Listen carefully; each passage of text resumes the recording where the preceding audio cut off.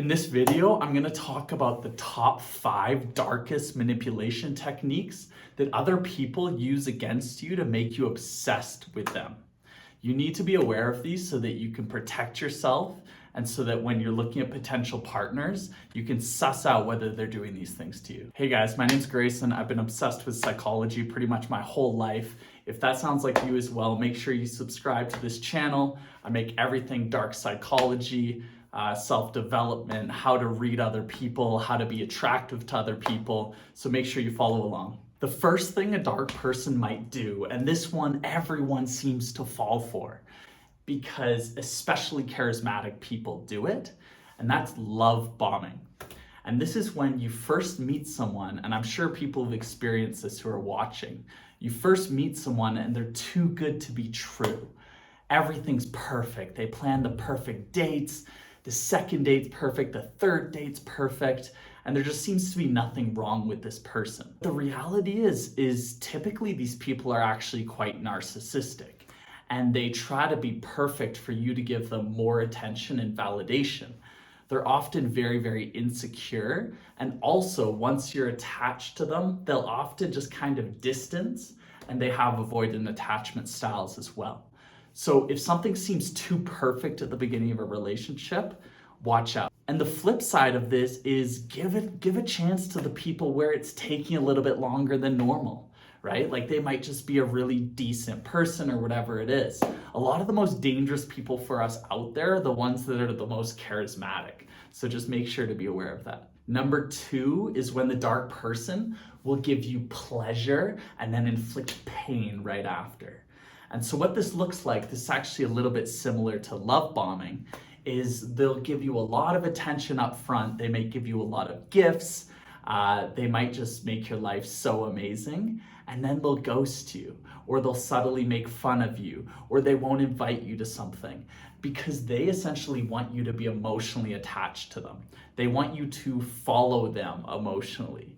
A good way to get around this one is to try to not get so emotionally invested in a person, especially early.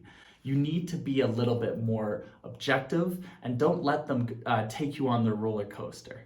Okay, so things need to be a little bit more logical. You just need to go a little bit more slowly. And then the second way to sort of get over this is to actually focus on self-love. The people who are the most susceptible to this often have anxious attachment styles, and they actually fall for people like this because they don't have the internal self-worth. And so if you feel super strong in yourself and have a lot of self-love, it's going to be harder for this dark person to kind of manipulate your emotions. All right, the third one here is gaslighting. And this is when a dark person will question your truth or question your stories just to kind of throw you off. You might explain your day to them or explain how an event went, and then they'll make you actually question your memory by saying things like, oh, are you sure about that? You know, I know you don't have the best memory, or, oh no, I heard it went like that way, or whatever it is.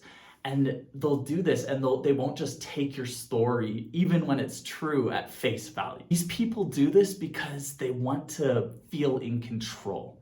Essentially, when they make you question your story, they become in charge of the narrative, right? They become the ones with the truth.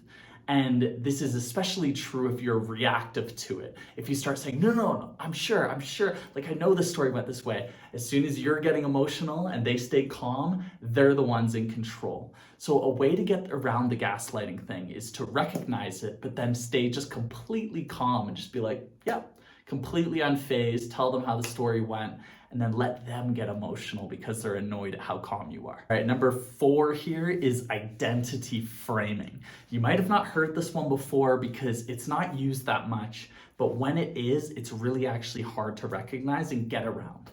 This is when someone who's manipulative will essentially reinforce an identity of you that benefits them, right? And so you might do something small for someone else, like give someone a gift, or you did something in the past, And then this dark person will be like, oh, I love how generous you are.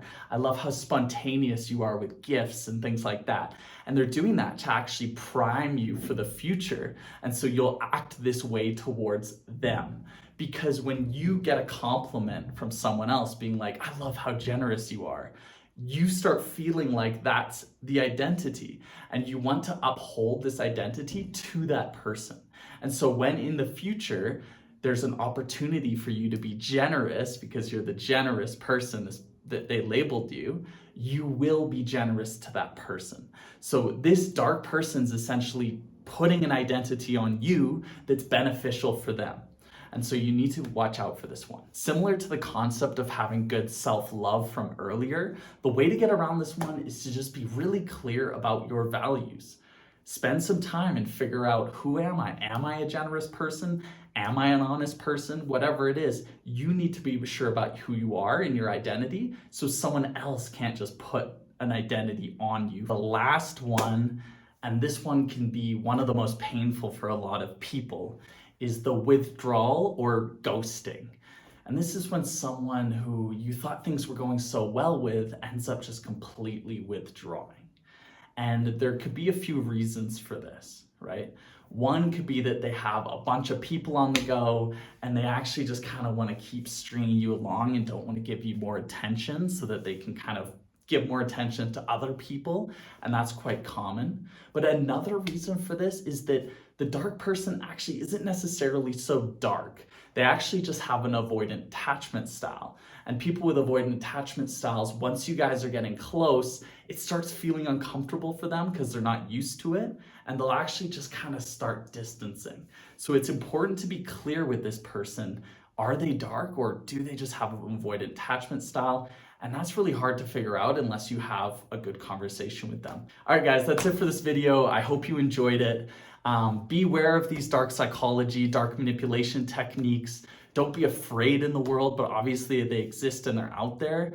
And the more that you know about these things, the better you can protect yourself, and also the more you can understand yourself as well. Make sure you subscribe if you love dark psychology, love learning about yourself, love learning about body language, attraction tips, self-development, all that kind of stuff. I'll see you in the next video.